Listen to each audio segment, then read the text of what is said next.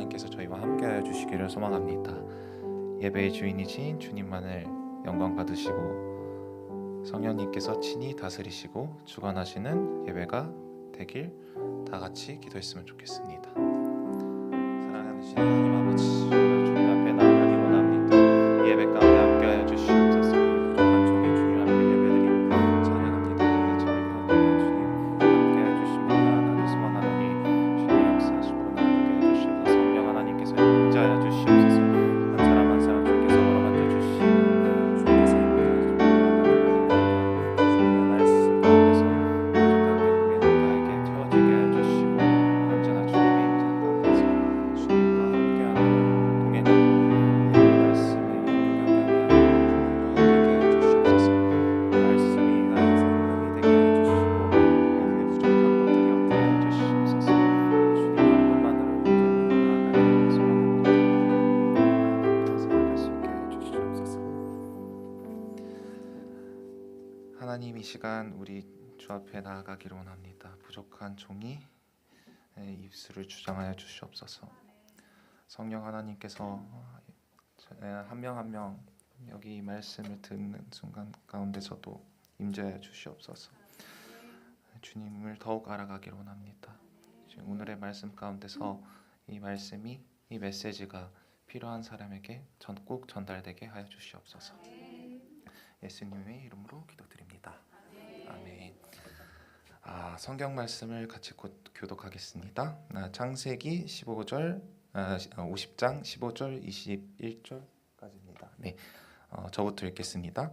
요셉이 형제들이 그들의 아버지가 죽었음을 보고 말하되 요셉이 혹시 우리를 미워하여 우리가 그에게 행한 모든 악을 다 갚지라 아니할까 하고 요셉에게 말을 전하여 이르되 당신의 아버지가 돌아가시기 전에 명령하여 이르시기를 너희는 이같이 요셉에게 이르라. 내 형들이 내게 악을 행하였을지라도 이제 바라건대 그들의 허물과 죄를 용서하라 하셨나니 당신의 아버지의 하나님의 종들인 우리의 죄를 이제 용서하소서 하매 요셉이 그들이 그에게 하는 말을 들을 때에 울었더라. 그의 형들이 또 친히 와서 요셉의 앞에 엎드려 이르되 우리는 당신의 종들이니이다. 요셉이 그들에게 이르되 두려워하지 마소서. 내가 하나님을 대신하리이까. 당신들은 나를 해하려 하였으나 하나님은 그것을 선으로 바꾸사 누구와 같이 많은 백성의 생명을 구원하게 하시었나니. 다 같이 읽겠습니다. 당신들은 두려워하지 마소서. 내가 당신들과 당신의 자녀를 기르기이다 하고 그들을 간곡한 말로 위로하였더라. 아멘. 첫 설교네요. 많이 떨리고 잘 받으십시오. 네, 오늘 우리가 잘 아는 바와 같이 구약에서 가장 드라마틱한 생을 산 사람인 한 인물을 소개할 건데 공교롭게도 저랑 똑같은 이름입니다. 요셉을 이제 오늘 소개할 건데요. 요셉은요 17세 때 형제들의 질투와 모함을 받아 애굽에 팔려갔어요. 저도 이집트에 팔려간 거 같긴 했는데 제가 이집트에 살다 온 거는 다들 아시죠? 네. 10년이 지난 27세 때에 그는 보디발의 아내에게 모함을 받아서 감옥으로 들어가 최악의 상황을 맞이하게 되었습니다. 그리고 감옥에서 2-3년 동안 지난 후에 30세 때에 하나님께서 그를 들어 애굽의 나라 총리로 삼으셨습니다. 그리고 애굽의 총리로서 9년 동안 수고하던 39살 때에 그는 자기를 팔았던 형제들을 뜻밖의 만나게 됩니다. 그리고 아버지도 만나게 됩니다. 나중에는 자기의 형제들과 자매들, 부모와 친척들을 전부 애굽으로 불러서 고센 땅에서 같이 살도록 허락했습니다. 그리고 17년이 지난 다음 요셉이 나이가 56세 때에 자기 아버지 야곱이 세상을 떠납니다. 야곱이 세상을 떠나자마자 남아있던 요셉의 형들은 몹시 불안해했습니다. 왜 불안했을까요? 네, 자기 동생이 요셉이 자기들을 용서한 것은 아버지의 체면을 보고 아버지의 눈치가 보였기 때문에 아버지의 마음에 고통을 주지 않기 위해서 지금까지 우리를 용서한 척 연기한 걸 수도 모른다라는 두려움과 이제는 아버지가 세상에 떠났으니 요셉이 만약에 우리에게 복수한다면 우리가 한 사람도 남아있지 않을 것 같다는 두려움이 있었을 것입니다. 그래서 형제들은 사람을 보냈습니다. 성경에는 나와 있지 않지만 많은 역사학자들이나 자료 비평학자들이 얘기하기를 아마 이 사람을 보냈다는 사람이 베냐민일 가능성이 높다고 나와 있습니다. 왜 베냐민을 보냈을 것 같나요? 네, 맞아요. 같은 엄마를 갖고 있는 같은 배에 있는 형제입니다. 그래서 요셉에게 가서 어떤 말씀을 했나요? 당신의 아버지가 살아계실 때에 형들의 잘못한 것을 용서해 달라고 그렇게 명령했다고 우리를 용서하여 주시옵소서라고 하소연합니다. 그 다음에는 그것도 마음이 놓이지 않자 형제들은 다 직접 전부 찾아가서 요셉 앞에서 엎드려 자기들의 죄를 용서해 달라고 빌었습니다. 그때 요셉은 울었습니다. 그리고 형제들은 위로하기를 내가 하나님을 대신하겠나이까 원수를 갚는 것은 하나님의 손에 있고 나를 이 땅에 보내신 것도 하나님의 손에 있거늘 내가 하나님의 대신해서 당신들에게 어떻게 하겠나이까 하나님이 악을 변하여 선을 선으로 우리에게 갚아주셨으니 형님들은 두려워하지 마시옵소서 내가 당신들의 자녀들까지 맡아서 기르리이다 라고 간곡히 위로하는 장면이 오늘의 읽은 본문입니다. 특히 오늘 읽은 창세기 50장은요 창세기의 마지막 장으로서 요셉이 중심으로 이야기가 되었다가 갑자기 이제 요셉의 형제들로 스포트라이트가 옮겨집니다. 요셉이 바라봤던 시선에서 바라보면요 이 말씀을 묵상을 하다가 어떤 생각이 들었냐면요 나는 과연 요셉이랑 비슷한가 아니면 요셉의 형제들과 더 비슷한가 여러분들은 어떤가요? 이 말씀을 보고 바라봤을 때 나는 과연 누구를 더 닮았을까? 저는 설교를 준비하면서 그리고 말씀을 묵상하면서 든 생각은 이름은 같지만 요셉과는 많이 달랐던 것 같아요. 오히려 형제들과 더 비슷한 면이 많았던 것 같습니다. 저는 요셉보다는 요셉의 형제들에게 더 가까웠던 것 같아요. 어떤 게 더 가까웠던 것 같냐면 우리는 은혜 가운데 살고 있음에도 불구하고 우리가 은혜를 받았음에도 불구하고 우리의 마음 가운데 내가 정말 받은 은혜가 맞나? 의심할 때가 있죠 다들. 우리가 계속 두려움 안에서 살아가고 있는데도 다들 경험한 것들이 있는데 저는 큰 예시로 수련회가 많이 컸던 것 같아요. 수련회를 가면 그 수련회 가운데 서서 은혜를 많이 받잖아요. 그 가운데서는 그 순간에서는 그 현장에서는 그 집회 안에서는 뜨겁고 그 하나님의 은혜를 경험한다라고 생각이 들지만 수련회가 끝나고 나서 다시 현장으로 돌아왔을 때 일상으로 돌아왔을 때 내 마음이 다시 어떻게 될까요? 그 은혜가 남아있던가요? 저는 금세 식더라고요.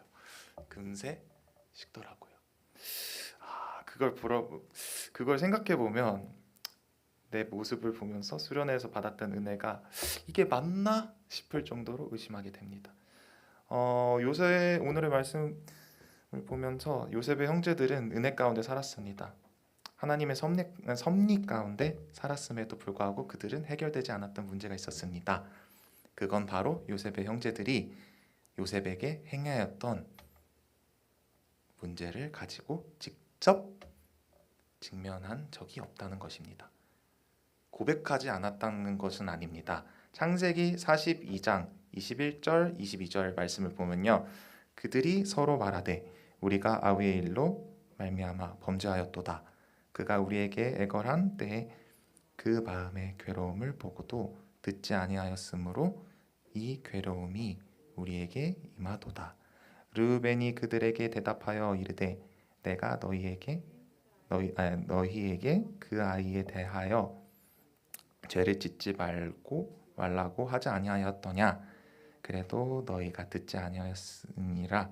그러므로 그의 핏값을 치르게 되었도다 하니, 죄를 하나님 앞에서는 어느 정도 인정하였지만 본인들이 잘못했다는 것을 알고 있었죠. 하지만 정작 본인들은 상처 주었던 요셉에게, 피해를 주었던 그에게 요셉에게 직접 말하지는 못했던 것입니다. 그 후에 48장을 또 보면요, 요셉은 자기를 드러낼 때 뭐라고 말하냐면요, 나는 당신들이 판 자입니다 라고 고백을 합니다. 형제들에게 확인 사살을 해주는 거죠. 일명 우리 말로는 내가 당신들이 날 팔았었잖아 라고 형제들에게 각인 다시 한번 생각하게끔 해줍니다. 그러나 형제들은 그 상황 속에서도 직접 요셉에게 사과를 했을까요? 요셉에게 직접적으로 말하진 않았습니다. 하지만 이 부분을 보면서 우리의 삶 속에서도 이런 비슷한 경험들이 많이 있지 않나 싶어요. 특별히 우리 가족 가운데서도, 아니면 친한 친구 가운데서도 여러 갈등과 어려움이 있지만 서로의 문제가 뭔지를 알고 있지만 그런데도 고백하지 않고 있기 때문에 그냥 그 문제를 알면서도 모르는 척 그냥 그러려니 하고 살아가면서 우리 넘기는 것들이 많은 것 같습니다. 아무리 가볍더라도 가족이기 때문에 이해해 줄 거라는 것을 당연히 깔고 가는 것이 있는 것 같습니다.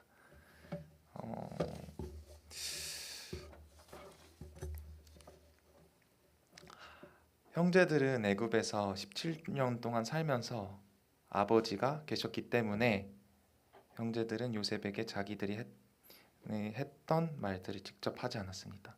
그런데 그 아버지가 죽게 되니까 형제들은 그 문제 앞에서 직면하게 됩니다. 어떠한 문제가 직면하게 됐을까요? 아버지가 돌아가셨기 때문에 이제 생명의 위협이 느끼게 된 겁니다. 이때까지는 아버지라는 야곱이라는 방패막이 있었지만 아버님이 죽고 나니까 우린 이제 어떡하지?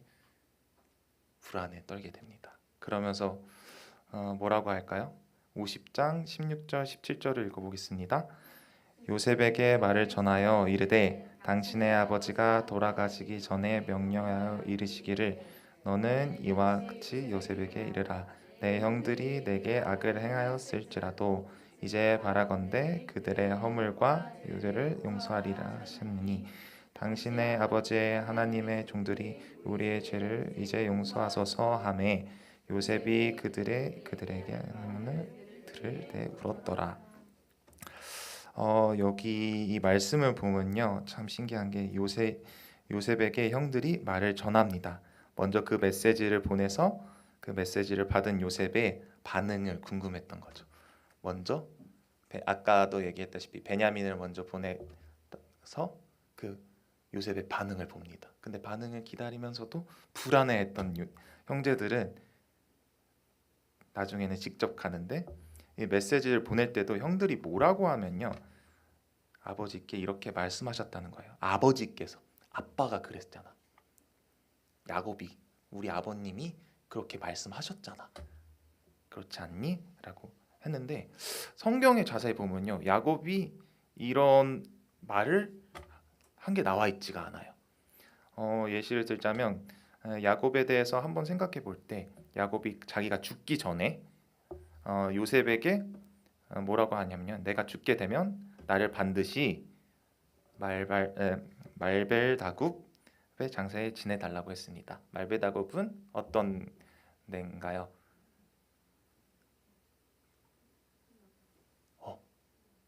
아브라함과 이삭과 다 거기에 묻혀 있는 그 동굴이에요. 거기에 장사를 지나게 해달라고 중요한 일을 요셉에게 분명히 얘기를 했습니다. 근데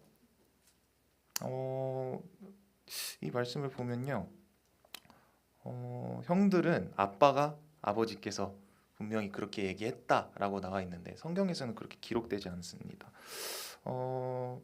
정말 이게 야곱이 한 말이었다면 성경에 야곱이 이 요셉을 불러가지고 말하는 것을 기록하지 않았을까라고 생각이 듭니다. 왜냐하면 그만큼 중요한 유언을 얘기를 했는데 형들에 대한 얘기도 같이 나와 있지 않았을까요? 근데 나와 있지 않는데, 그러나 여기서 우리가 분명히 발견한 것은 이제 비로소 요셉의 형제들이 요셉에게 자기가 했던 일들을, 자기가 했던 죄, 자기가 했던 잘못을 고백하고 인정한 거였죠. 요셉에게 잘못했다고 얘기를 한 겁니다. 자, 저는 이걸 보면서 우리도 마찬가지가 아닌가 생각이 듭니다. 여러분들과 저는 인생의 어느 순간인가 어쩌면 우리가 살아온 신앙의 여정 가운데서도, 그 순간 가운데서도, 과거에서도, 현재에서도, 앞으로도 경험할 분들이 계실 건데, 그게 아직은 그게 필요한 분들도 계실 수 있습니다. 그러나 언젠가는 반드시 주님 앞에서 우리의 문제를 직면할 때가 올 것입니다. 그런데 주님 앞에, 예수님 앞에 발가벗은 채로 우리의 문제를 놓고 직면했을 때 우리는 어떤 모습으로 직면하고 있을까요?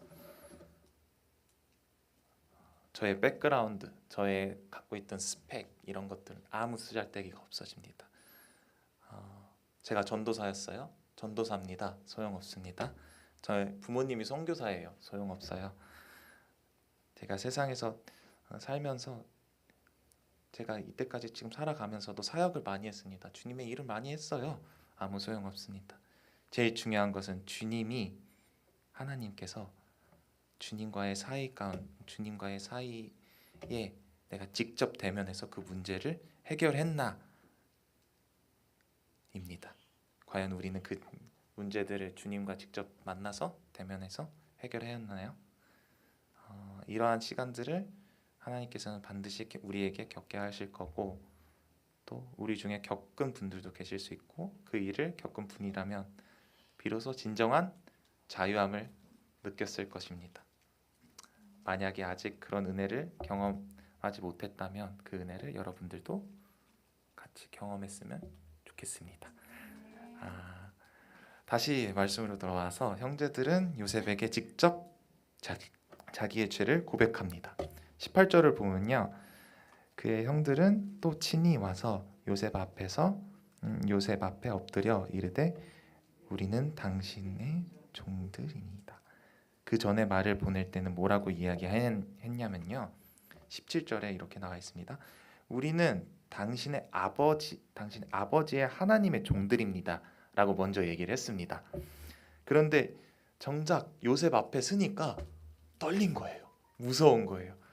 처음에 말했던 당신의 아버지의 하나님의 종들입니다 라고 얘기했던 이 말이 바뀌기 시작한 겁니다. 두려워서. 하나님 앞에 서니까, 요셉 앞에 서니까 두려운 거예요. 그래서 뭐라고 바뀌냐면요, 당신의 종이라고 말이 바뀝니다. 이 고백을 통해서 우리들은 이 요셉의 형들이 요셉을 하나님만큼 두려워했음을 알 수 있습니다. 요셉은 형들에게 이렇게 말합니다. 19절부터 20절까지 읽을게요. 요셉이 그들에게 이르되 두려워하지 마소서, 내가 하나님을 대신하리이까. 당신들은 나를 해하려 하였으나 하나님은 그것을 선으로 바꾸사 오늘과 같이 많은 백성의 생명을 구하게 하시려 하셨나이니. 자, 우선 요셉의 형들이 자기를 하나님과 같이 여기는 것을 두려워하는 태도를 볼 때 요셉은 분명하게 얘기를 합니다.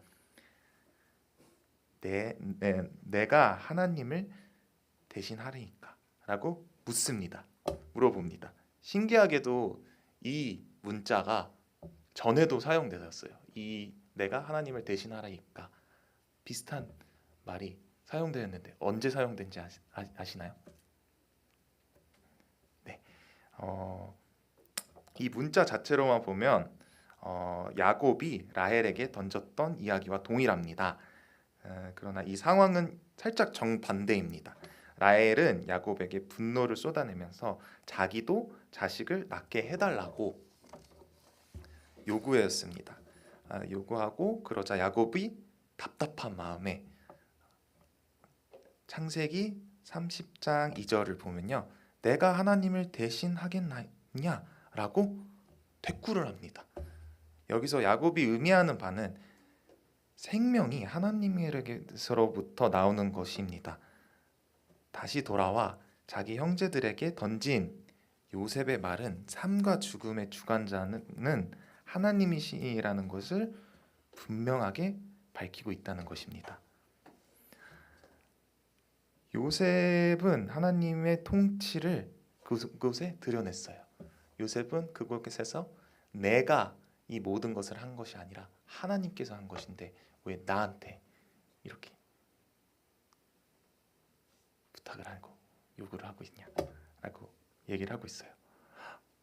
누군가를 용서하는 것은 죄를 지었을 때 풀어내는 이 일이 자기가 할 수 있는 일이 아닌 것을 알고 있습니다. 요셉은 내가 하나님을 대신해서 형님들을 심판하거나 혹은 내가 하나님을 대신해서 당신들을 정죄하거나 내가 하나님을 대신해서 당신들을 용서할 수 있겠습니까? 요셉은 형들에게 의해 악한 의도로 저질러진 무자비한 행위들을 통해서 하나님의 그 신비로운 방식으로 자신의 선하신 뜻을 펼치셨다는 것을 확신하고 그것을 표현합니다. 20절을 보면요, 당신들을 나를 해하려 하였으나 하나님은 그것을 선으로 바꾸사 오늘과 같이 많은 백성의 생명을 구하려고 하셨나니. 인간의 죄와 하나님의 은혜 사이에 이 신비로운 관계가 이만큼 이 말씀에 나와 있다시피 직설적인 표현으로 보여줍니다. 요셉의 생각에 따르면 하나님의 계획은 올바른 사람의 선한 행위로만 의존하지 않으며 자기 형들의 비인간적인 행위들을 통해서도 얼마든지 하나님께서는 그 일들을 성취할 수 있다는 것을 우리에게 보여주고 있습니다. 전 작년에 공교롭게도 요셉이라는 주제로 여름 사역을 많이 했었어요. 수련회를 한 5개 했고 단기 선교도 갔다 왔는데 MK와 관련된 수련회와 선교를 통해서 주제가 다 요셉이었어요. 근데 이 요셉에 대해서 점점 더 알아가면 알아갈수록 더 재밌고 더 좋아진 게 물론 이 요셉이 드라마틱한 인생을 산 것도 있긴 있지만 물론 저와 똑같은 이름을 갖고 있어서 약간의 호감이 가는 것도 있긴 있겠지만 그게 아니라 요셉은요, 아브라함 그리고 야곱이 겪었던 그런 하나님의 직설적인 하나님께로 받았던 그 직설적인 계시의 음성을 듣지 않았어요. 한마디로 자기 할아버지와 아버지들이 경험했던 초자연적인 하나님의 말을 듣고 하나님을 직접 보고 이런 것들을 요셉은 경험하지 않았어요. 꿈을 꾸지 않았나? 라고 얘기를 할 수 있겠지만 그 꿈은요, 꿈을 꾸실 때도 하나님께서는 요셉에게 꿈속에서 나타나서 요셉아! 라고 불러주신 게 아니고 그냥 상징으로 주신 거예요. 집에 추수할 곡식들의 단, 그 다음에는 해와 달과 별 같은 상징으로 그에게 꿈을 통해서 상징으로 보여주셨을 뿐 하나님께서 직접 요셉에게 음성으로나 나타나서 초자연적인 그런 직접적인 계시로 나타나지 않았다는 것입니다. 그런 가운데서도 이런 믿음을 받고 있다는 것도 참 저는 신기했었던 것 같아요. 보통 우리는 신앙생활을 하면서 하나님을 직접적으로 이렇게 만나기를 원합니다. 우리가 기도할 때 대부분의 제가 신방하는 친구들이 얘기하면 하나님 못 만난 것 같아, 못 느낀 것 같아, 음성을 못 들었어, 못 만났어. 그럼 아직도 모르겠어. 기도를 하는데 응답이 없어. 뭔가 누구누구야 그거 해 누구누구야 그거 하지 마. 일명 우리 아니야 멈춰 이렇게 깔끔하게 얘기해 주시면 얼마나 좋을까요? 근데 그렇지가 않죠. 아, 다시 돌아와서 요셉의 인생을 돌이켜보면 세상이 하나님께 요셉의 인생을 보면요, 너무 고난과 고통 속에서 살아있는 것을 봤습니다. 하나님께서 살아계실까? 하나님께서 요셉을 지켜봐 주시고 있는 게 맞나? 요셉이 꿈을 꾸게 해주신 것이 맞나? 이 꿈이 그게 맞나? 할 수도 있을 것 같아요. 근데 요셉이 그 꿈을 받고 난 뒤 이후 형들에게 죽을 뻔하였고, 그리고 노예로 팔려서 애굽 땅에 고향에 다시 못 돌아갈 상황 속에서도 그가 팔려갔고, 그리고 그 노예 대해서도 열심히 노예 생활을 하면서도 열심히 살았음에도 불구하고 억울하게 보디발의 아내에게 모함을 받아서 감옥에 갇히는 일이 생기고, 하나님의 보호하심이 있나? 하나님의 임재하심이 있나? 하나님은 살아계신가? 하나님은 요셉을 과연 나를 사랑하신가? 그 누구보다도 어려운 상황을 겪었습니다. 그런데도 직접적인 임재가 없었어요. 저라면 힘들었을 것 같아요. 지금 현재 젊은 사람들을 보면요, 저도 젊은 층이긴 하겠지만 제 또래 친구들을 보면요, 인생 살기 힘들다, 왜 살아야 될까, 결혼도 포기하고, 일명 요즘 뭐 M4, X4 뭔가 포기를 많이 해요. 생각보다 돈도 포기하고, 뭐 직장도 포기하고, 뭐 집도 포기하고, 돈도 포기하고, 뭐 다 포기하더라고요. 결혼도 포기하고.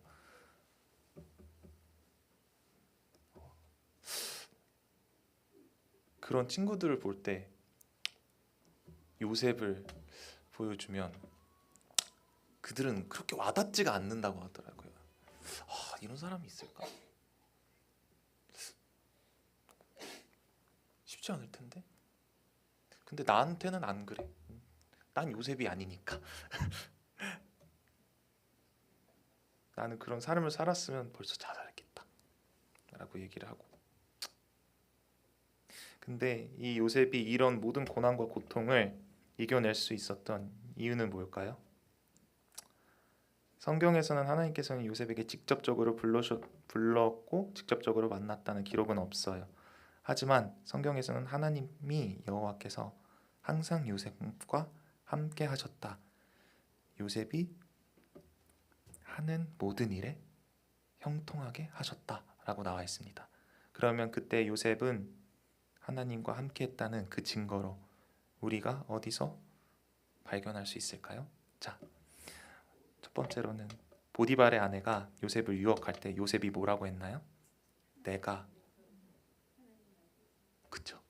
내가 어떻게 일을 행하여 하나님 앞에서 죄를 범하겠습니까?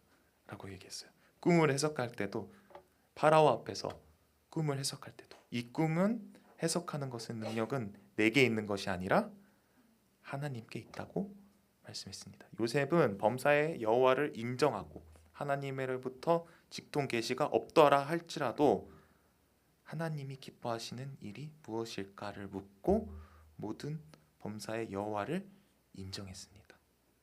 여호와께서는 그 길을 지도하시고 여호와께서는 그의 길을 형통하게 하시는 것을 그가 뭘로 경험했나요? 현실, 사실로 경험하게 하는 겁니다.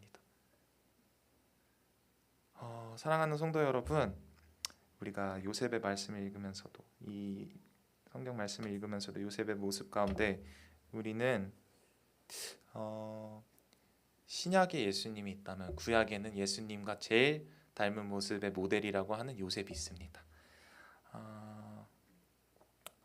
요셉은 형제들을 용서하듯이 주님께서는 우리의 죄인들을 용서하셨습니다. 나도 이 형들이 나를 힘들게 하였지만 그럼에도 그 사람들을 용서하였습니다.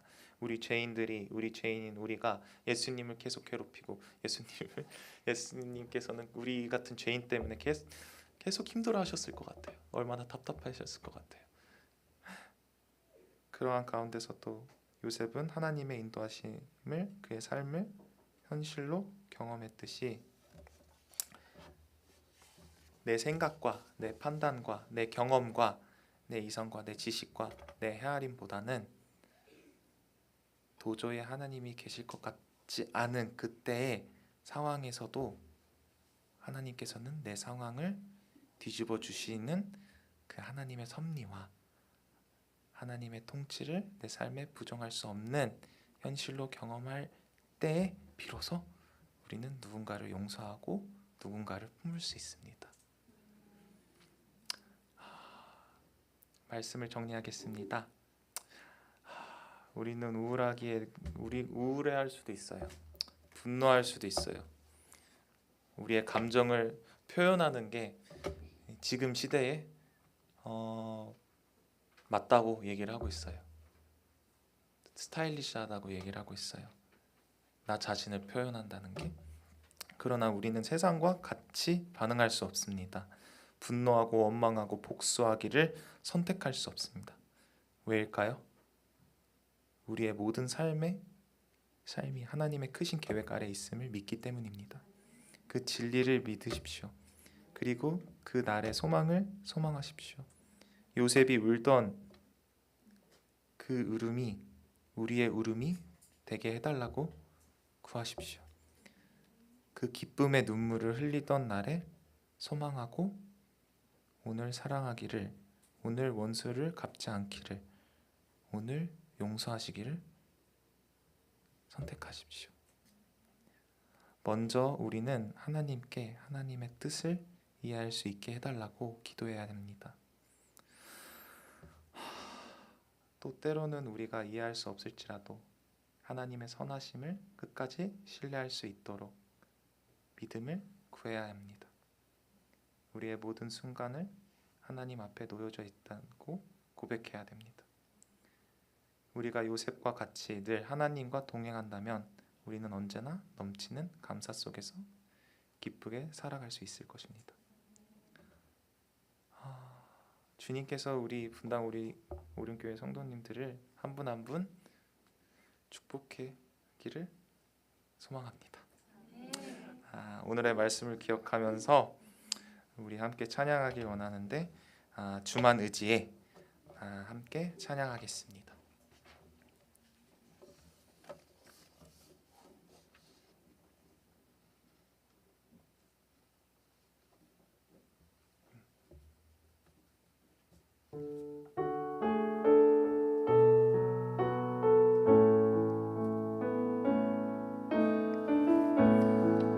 의지했던 모든 것 변해가고 억울한 마음은 커져가네. 부끄럼 없이 살고 싶은 맘 주님 아시네. 모든 일을 선으로 이겨내고 죄의 유혹을 따르지 않네. 구원하신 영원한 사랑 크신 그네 날 붙드시네. 주어진 내 삶이 작게만 보여도 선하심 주 나를 이끄심 보내. 주님을 보시는 주님만 따르네. 날 택하신 주만 의지해. 보이는 상황에 무너질지라도 예수 능력이 나를 붙드네. 보이지 않아도 주님만 따르네. 날 태우신 주님을 노래하리라. 네, 방금 부른 찬양을 생각하면서 이 가사를 생각하면서 같이 기도했으면 좋겠습니다. 모든 일을 선으로 이겨내시고 죄의 유혹을 따르지 않네.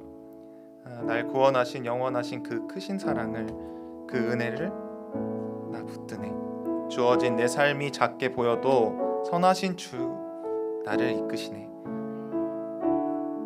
중심을 보시는 주님만을 따르며 날 택하신 주만 의지하기를 바라며 다 같이 기도하시기를 바랍니다.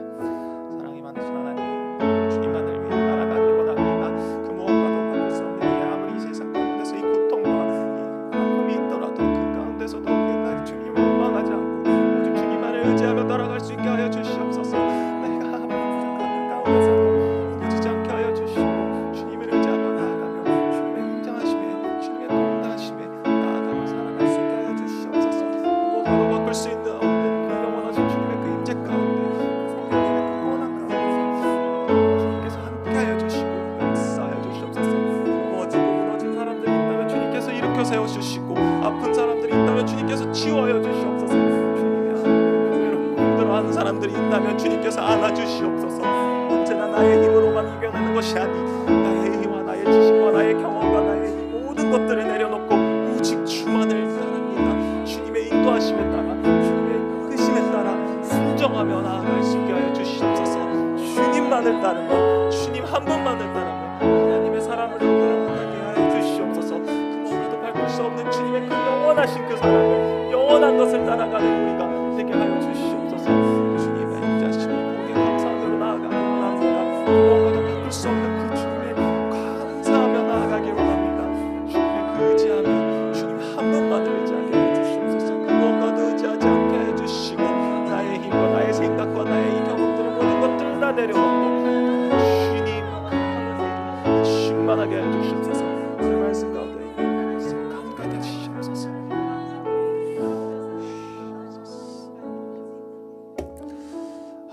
모든 일을 주님 하나님 앞에 주권이 있으므로, 그러므로 하나님에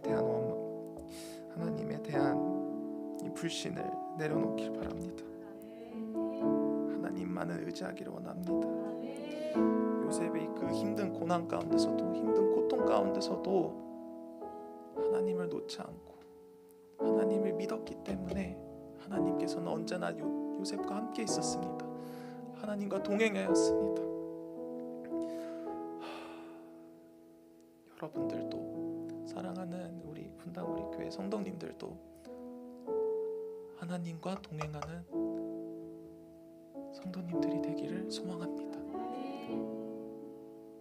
다 같이 하나님을 더욱 알아가고 하나님을 더욱 의지하고 내 생각과 내 경험과 내 이 지식과 이 모든 것들을 내려놓고 주님 한 분만으로도 충만하고 주님 한 분만으로도 내 인생의 모든 것이라고 고백할 수 있기를 바랍니다.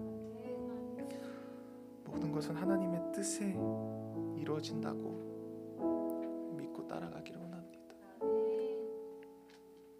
내 의지대로 되는 것이 아닌 주님 한 분만으로, 주님 한 분만으로, 주님 한 분만으로, 그 주님이 나를 너무나도 사랑하셔서, 너무나도 아끼셔서 하나밖에 없는 예수님을 보내주셔서 십자가에 못 박히고 3일 만에 부활한 그 분을 믿음으로써 우리는 구원을 받고 비로소 동행할 수 있는 삶을 얻게 됩니다. 그분을 직통 계시처럼 우리에게 직접적으로 나와 있지 않더라도 우리는 그분을 보이지 않는 그분을 믿는 것이 얼마나 힘든다는 것을 저희도 알고 있습니다. 하지만 믿어야 됩니다. 왜냐하면 그분은 살아계시기 때문입니다. 우리 안에 계시기 때문입니다. 그분을 기억하면서 다 같이 기도했으면 좋겠습니다. 사랑이 많으신 하나님 아버지, 나의 이 부족한 나의 마음 가운데서도 오직 주님만을 의지하며 나아가길 원합니다. 그 무엇보다 막을 수 없는 그 주님의 그 놀라우신 사랑을 주님 기억하며 하루하루 가운데서도 마음을 온전히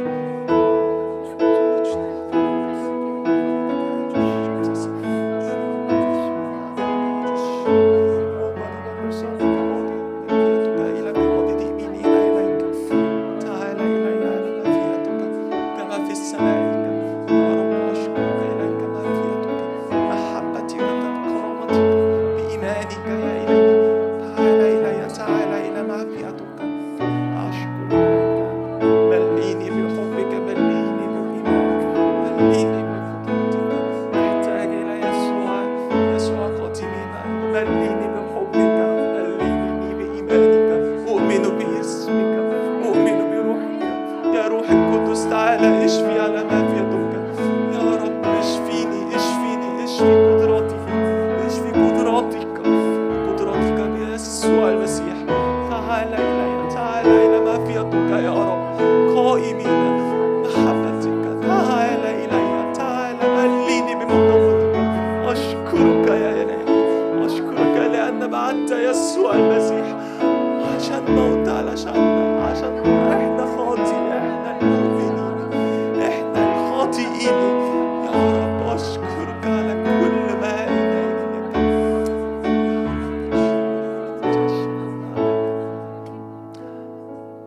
사랑이 많으신 주님 감사합니다. 부족한 우리를 위해서 하나밖에 없는 아들 예수님을 보내셔서 우리를 살리시려고 보내신 것처럼 주님 그 예수님을 믿습니다. 우리는 오늘의 말씀에 요셉처럼 요셉이 만난 그 하나님을 요셉이 하나님과 동행했던 것처럼 우리도 주님과 동행하길 원합니다. 우리의 삶을 보면 요셉의 형제들과 너무나도 닮아 있습니다. 그때에 따라 변하고 내 생각을 더 우선시하고 내 삶을 더 우선시하고 내 의를 먼저 우선시하는 내 부족한 모습이 너무나도 잘 보입니다. 하지만 이 모든 것들을 다 내려놓고 오직 주님만을 따르길 원합니다. 주님 아버지로 한 걸음 한 걸음 더욱 나아가길 원합니다. 아버지를 더욱 닮아가길 원합니다. 주님 함께하여 주시옵소서. 우리 분당 우린교회 성도님들 또한 한 분 한 분 축복하여 주시고 치유하여 주시옵소서. 살아계신 예수님의 이름으로 기도드립니다. 아멘. 주기도문으로 예배를 마무리하겠습니다. 하늘에 계신 우리 아버지여, 이름이 거룩히 여김을 받으시오며 나라의 임하옵시며 뜻이 하늘에서 이룬 것 같이 땅에서도 이루어지다. 오늘날 우리에게 일용할 양식을 주옵시고 우리가 우리에게 죄 지은 자를 사하여 준 것 같이 우리 죄를 사하여 주시옵고 우리를 시험에 들게 하지 마옵시고 다만 악에서 구하옵소서. 대개 나라와 권세와 영광이 아버지께 영원히 있사옵나이다. 아멘. 더 기도하실 분들은 기도하시고 가시면 되겠습니다.